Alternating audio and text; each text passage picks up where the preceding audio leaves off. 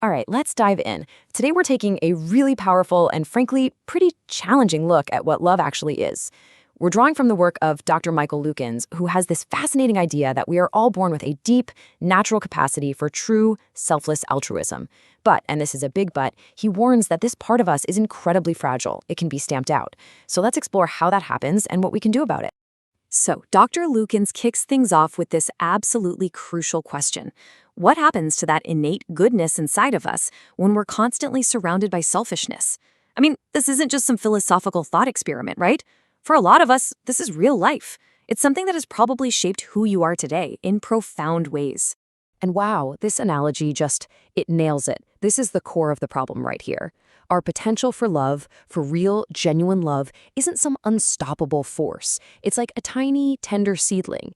It needs good soil, it needs sunlight to grow, and if it finds itself in a dark, paved parking lot, well, it doesn't matter how much potential it has. It just can't thrive.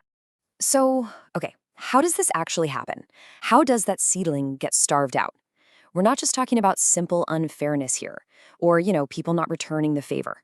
Dr. Lukens describes it as a systematic process, a slow starving out of our better nature.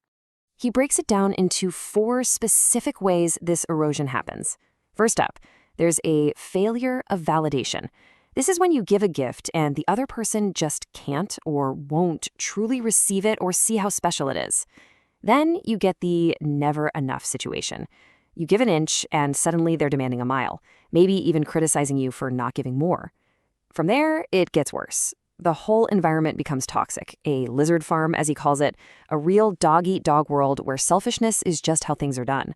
And finally, you face the numbers challenge. When you're the only one trying to be loving, you're just outnumbered. That unselfish nature gets, beaten out of you. And the results? Well, it's pretty grim, but it's crystal clear. That spark, that innate drive we're all born with to care for others, it just goes out. It can't survive in that paved parking lot. So what in the world is the antidote? Well, according to Dr. Lukens, the antidote is to get radically, unapologetically clear on what real love is. And to do that, he introduces a concept he calls CBI, which is really the heart of his entire framework. This is it, committed benevolent interest. And listen, this isn't about a fuzzy feeling, it's not a crush, it's not infatuation, it's an active, unselfish drive. The key part of this whole thing is that the priority is clearly on serving something or someone besides yourself. It's not about what you get back, it's about what you give, period. And this is why having this definition is such a game changer. It's what he calls a razor's edge of discernment. We need to call this pure, unselfish drive, love. And everything else that falls short of that high standard, well, we should probably call it something else. Because having that clarity, that's what protects the seedling. It helps us know what kind of garden we're actually standing in. So what does CBI look like out in the wild? Well, get this. Think about this exact question for a second. Where does that impulse come from to run into a burning building to save someone else's dog? There is literally nothing in it for the person who does that. It's all risk, no reward. So where does it come from? The only possible answer in this framework is CBI. It's that innate, selfless drive in action.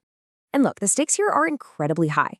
Without this core drive, the best parts of being human, the big sacrifices, the everyday dedication, the spontaneous kindness to a neighbor, they just wouldn't happen. CBI is the engine for the kind of world I think we all want to live in.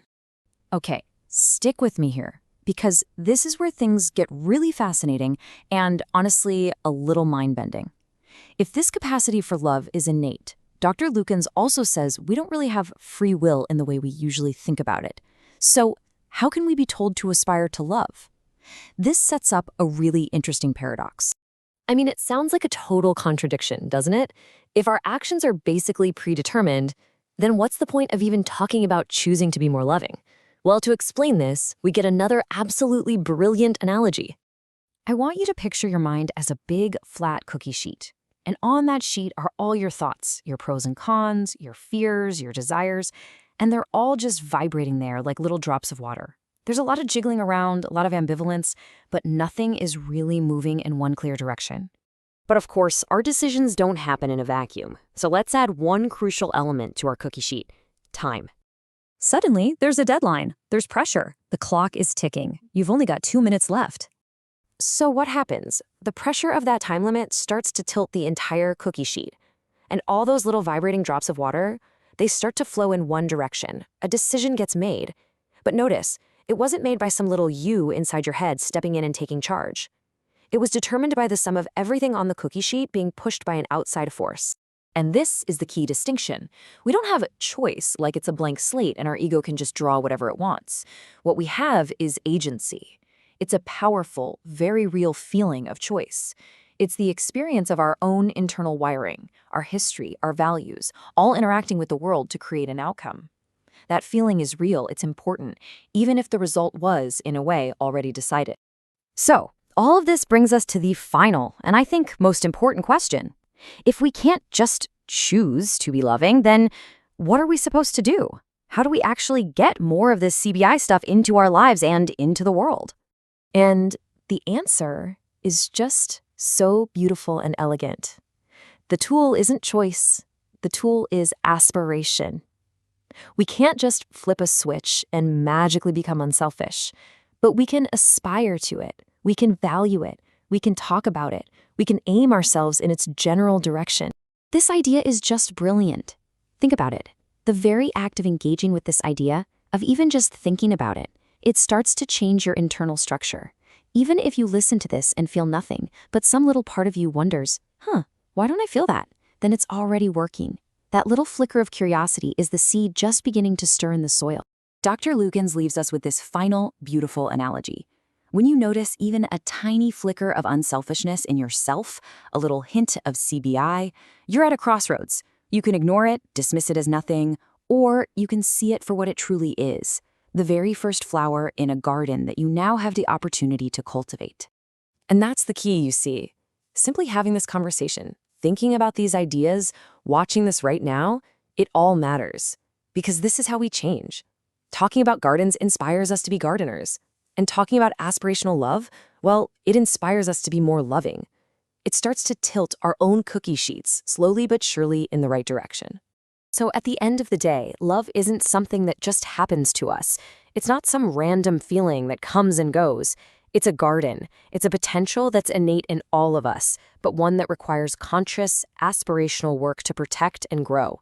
So the only real question left is, how will you tend to yours?